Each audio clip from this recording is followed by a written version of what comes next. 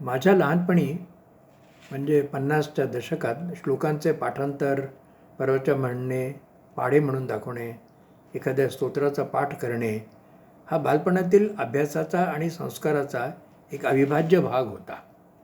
भीमरूपी महारुद्रा, रामरक्षा, मानसपूजा हे बऱ्याच मुलांना पाठ असायचं आणि गीता, महिम्न, गंगास्तुती वगैरे त्याच्या पुढची पायरी असायची.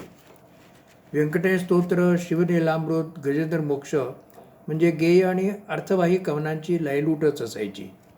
पण याची मक्तेदारी मात्र आई, आजी, काकू, मावशी यांच्याकडे असायची. त्यांनी अत्यंत गोड आवाजात आणि लयीने म्हटलेली ही गाणी ऐकताना बोट तुडुंब भरल्यानंतरसुद्धा गणिताची प्रमेय चटकत सुटायची. एका फुललेल्या संध्याकाळी मन असं खूप मागे मागे गेलं होतं. आम्ही दोघे असेच बोलत बसलो होतो. मनाच्या खोल गर्तेत हरवलेली ही स्तोत्रे किंवा श्लोके आठवायचा प्रयत्न करत होतो. पण अडगळीच्या खोलीत शोधताना हवीच वस्तू कधी सापडत नाही. पण इतर बऱ्याचशा गोष्टी ज्या आपण शोधायचं सोडून दिलं असतं कंटाळा येऊन, त्या मात्र अचानक सापडतात. त्या आठवणींच्या या जुन्या फायली उघडून बसलो तेव्हा श्लोक आणि स्तोत्रांच्या आधी 27 नक्षत्राची नावं, वेगवेगळ्या वृत्तांची आणि छंदांची नावं, लक्षणे, जुन्या कविता अशा बऱ्याचशा आठवल्या. श्लोक मात्र 2च आठवले. एक पंचकन्यांचा, पंचकन्यां स्मरे नित्यम म्हणजे अहिल्या, द्रौपदी, सीता, तारा तथा मंदोदरी. आणखीन दुसरा चिरंजीवी, सप्तचिरंजीवीच्या. पण सप्तचिरंजीवींची 7 नावं मग तर काही आठवेना. अश्वत्थामा, हनुमान आठवले. नारद असावे असे वाटले. परशुराम पण नंतर आठवले. पण 7 नावे काही पूर्ण झाली नाही. मग 80च्या घरात पोचलेल्या माझ्या सासूबाईंना पुण्याला फोन लावला तेव्हा त्यांनी मात्र आठवणीने पूर्ण श्लोक सांगितला. तो असा: अश्वत्थामा बलिर्व्यासो हनुमंतो विभीषणा कृपश्च परशुरामस्य सप्तही चिरंजीविना. आता ही 7 माणसं चिरंजीव खरी, त्यांची नावं पण आठवली. पण हे का आणि कसे चिरंजीव झाले याचा काय इतिहास? अश्वत्थाम्याला सर्व दुःख हरण करणारा मणी जन्मतःच प्राप्त झाला होता. पण महाभारताच्या शेवटी समस्त पांडव पुत्रांचा कपटाने संहार केल्यामुळे त्याचा मणी काढण्यात आला आणि तेजविहीन होऊन तो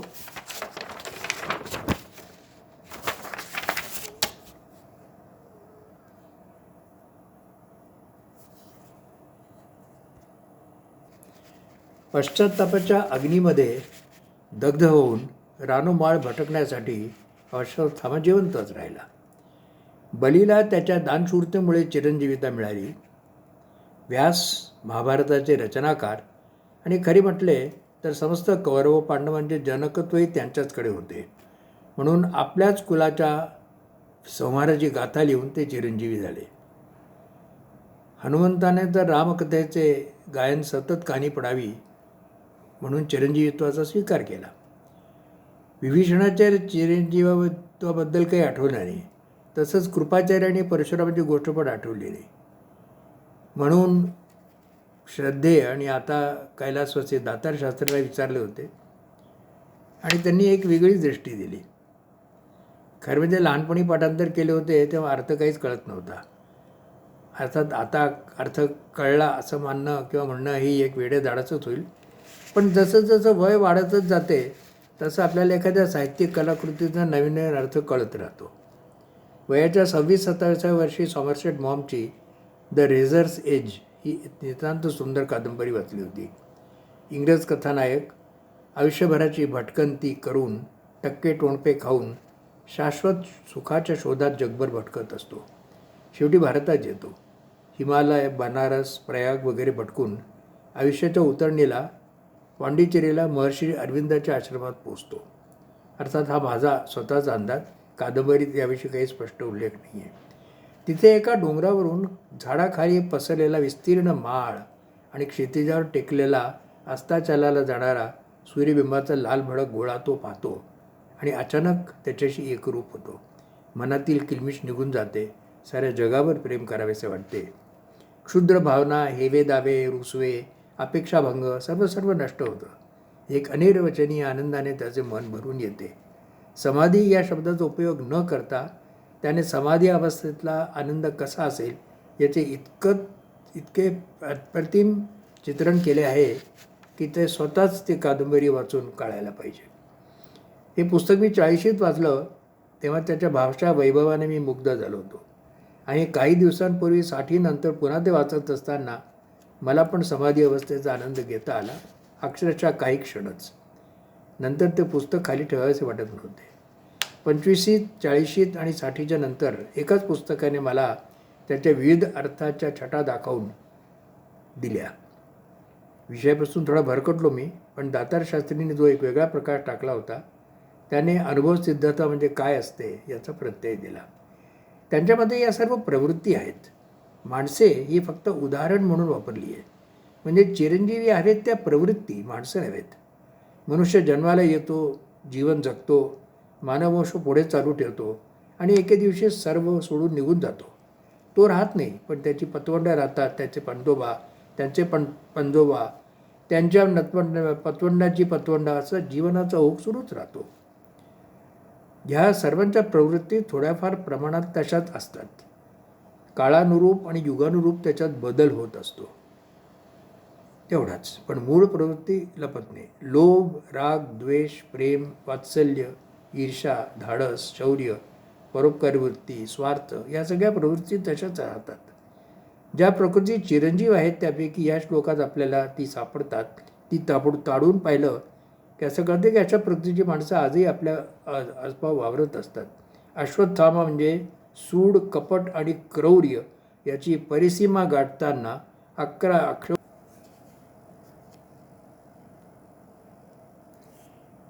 18 अक्षोहिणी कौरव आणि पांडव सैन्याचा संहार झालेला आहे. भीष्म 10 दिवस, द्रोणाचार्य 3 दिवस, कृपाचार्य 2 दिवस, शल्य 1 दिवस आणि कर्ण 1 दिवस असे कौरव सेनापती एकानंतर एक धारातीर्थी पडत असतात. यापैकी अश्वत्थामा, भीम आणि द्रोणाचार्य सोडले तर इतर कोणाच्याही मनापासून फारसा आदर करीत नाही. सेनापती व्हायला फक्त तोच लायक आहे असे त्याला वाटत असते. 18व्या दिवशी जलस्तंभन करून दुर्योधन तळ्यात लपतो. भीम त्याला शोधून काढतो.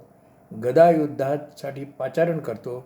गदायुद्धाचे नियम डावलून दुर्योधनाची मांडी जी त्याने असभ्यपणाची परिसीमा गाठत द्यूताच्या वेळेला द्रौपदीला दाखवली असते ती फोडतो आणि निघून जातो. त्यावेळेला अश्वत्थामा रात्रीच्या अंधारात लपतछपत दुर्योधनाला भेटायला येतो आणि त्याच्याकडून स्वतःच्या गळ्यात सेनापतीपदाची माळ घालवून घेतो.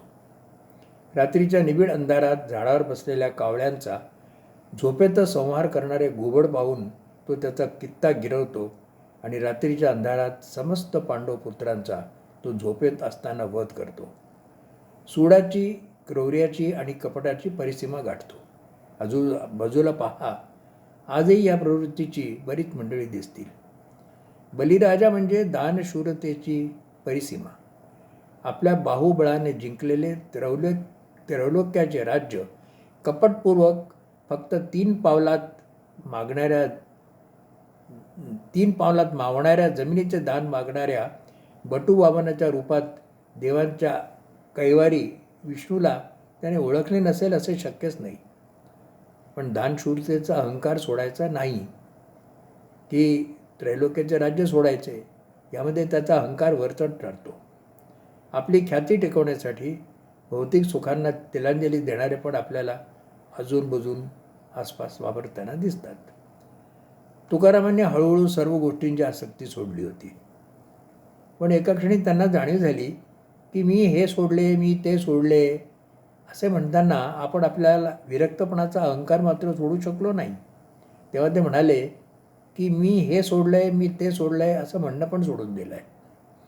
व्यास म्हणजे ज्ञानसंपादनाचे ध्येय जीवनभर जपण्याची प्रवृत्ती. अशी माणसे सुद्धा आपल्याला आपल्या सुदैवाने मधून दिसतात. हनुमंत म्हणजे साक्षात सेवाभाव. आपले सर्व काही बाजूला ठेवून स्वामीभक्ती आणि सेवा करणारे पण सुदैवाला आपल्याला अजून दिसतात. परशुराम म्हणजे धडाडी, त्याग आणि विजिगीषू वृत्तीचे धनी. 21 वेळेला पृथ्वी जिंकून अत्याचारी क्षत्रियांपासून मुक्त करून देखील कधी त्याच्या उपभोगाचा विचारही त्यांच्या मनाला शिवून गेला नाही. धडाडी आणि त्याग दोन्ही विपुल प्रमाणात दिसते.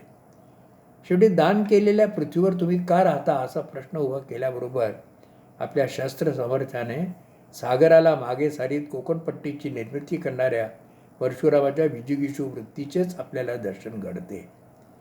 प्रलोभनांना बळी न पडता नेटाने आपले कार्य पुढे चालवणारे अण्णा हजारे, गोरा खैरनार, जस्टिस बख्तावर लेंटिन, शेषन, रिबेरो, इनामदार अशी माणसं आजही आपल्याला दिसतात.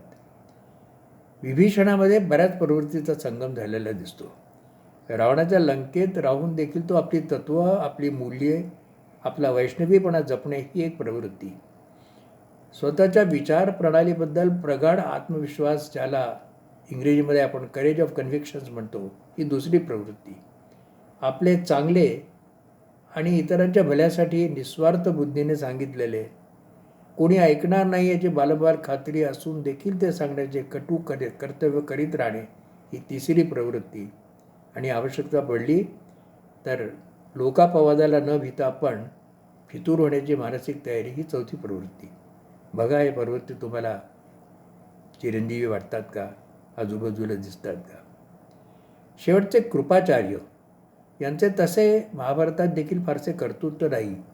कोणत्याही विशिष्ट प्रवृत्तीचा पाठपुरावा करणारे व्यक्तिमत्व पण नाही. मग हे चिरंजीव का? कृपा आणि त्याची बहीण कृपी यांच्या जन्माची हकीकत आजच्या काळातल्या सरोगेट मदरच्या कल्पनेशी सुसंगत आहे, पण ही प्रवृत्ती नाही. म्हणून कृपाचार्य चिरंजीव का झाले ते माझ्या दृष्टीने अजूनपर्यंतही न समजलेलं गूढ आहे. वेळ नसल्यामुळे श्रद्धेय दातार शास्त्रींना विचारायचे राहून गेले. एखाद्या अभ्यासू ज्ञानवानाच्या वाचनात हे लिखाण आलं आणि माझ्या अज्ञानाचा त्याने संहार केला, तर या छोट्याशा लेखाचे माझ्यापुरते तरी सार्थक झाले असे मला वाटेल.